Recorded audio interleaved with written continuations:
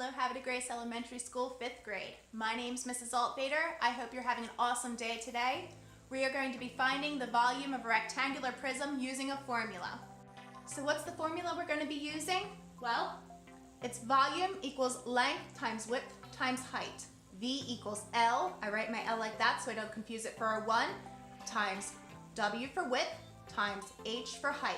Length times width times height. Let's look at our first example. So here's our first example of a rectangular prism. As you can see, it has a length of 8 yards, it has a width of 3 yards, and it has a height of 5 yards. We're going to plug those numbers into our formula to calculate the volume of this prism. So I've put our prism back there so we can get to work on plugging these numbers into the formula. I'm going to start by writing V for volume. Our volume is going to equal what? Length times width times height. First, we need to refer back to the image to find the length. This prism has a length of 8 yards. That would be the first number we plug in. So there's my 8 times width. If we look back, the width is 3 yards. Height, again, referring back to the image, we see that the height is 5 yards. Volume equals a length of 8 yards times a width of 3 yards times a height of 5 yards. Using the associative property, I can group some of these numbers together. So I'm going to put 8 times 3 inside parentheses. So my problem looks like this. I know that I have to calculate what's inside the parentheses first. 8 times 3 is 24. I still need to multiply by the 5.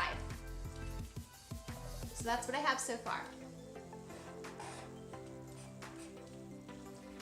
I'm going to calculate this out and write out a multiplication problem.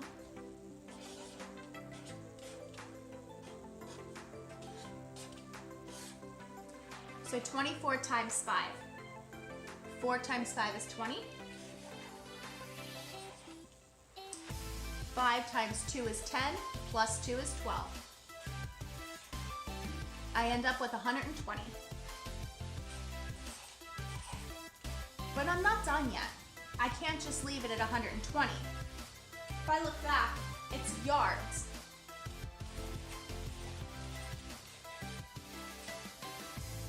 So 120 yards cubed.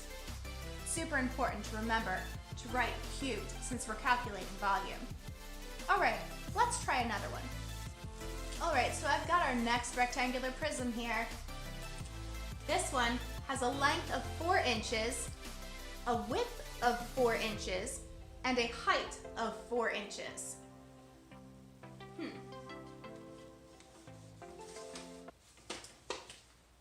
And there goes our objective. It's okay, we know what it is. All right, the important part is we still have our formula. Once again, I'm going to start by saying V equals, volume equals, and then I'm plugging in the numbers in once again to calculate the volume. So, volume equals length times width times height. Length, if I look back, this has a length of 4 inches.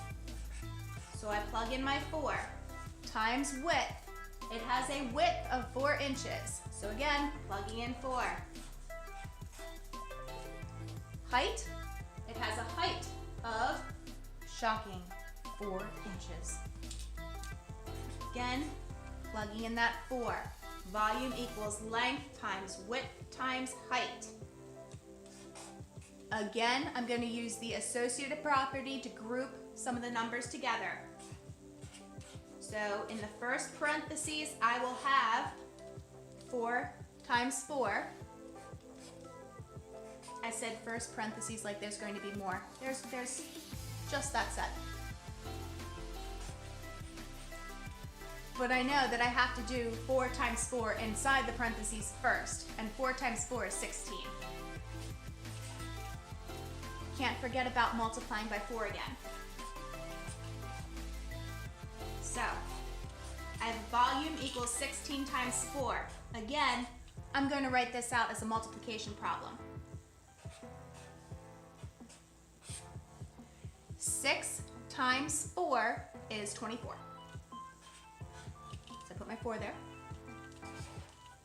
4 times 1 is 4, plus 2 is 6.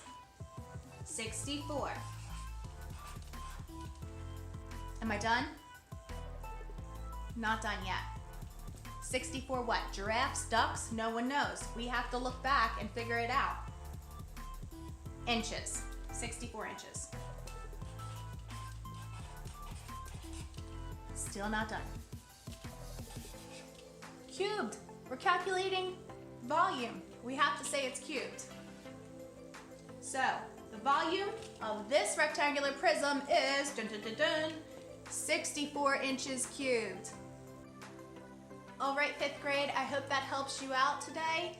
Keep smiling, keep washing those hands, spread some kindness, and I'll see you next time. Take care.